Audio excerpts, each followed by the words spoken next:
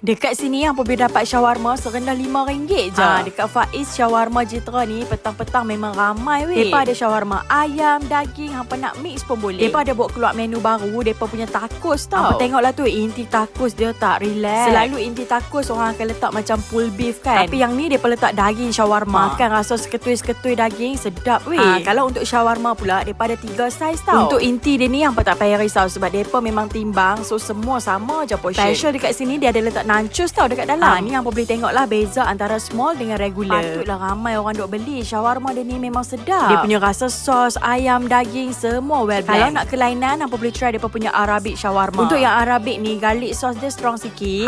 Dia ada saiz besar je tau. Specialnya yang ni dia ada letak pickle. So bila hampa makan dia ada rasa masam-masam. Kalau tanya kami paling suka yang Arabic ni sebab rasa dia lain daripada yang lain dan yang penting memang sedap lah. Sambil makan shawarma kalau hampa nak order ais kacang dekat sebelah pun boleh. So kalau hampa nak merasa shawarma, tacos yang sedap, hampa jangan lupa singgah.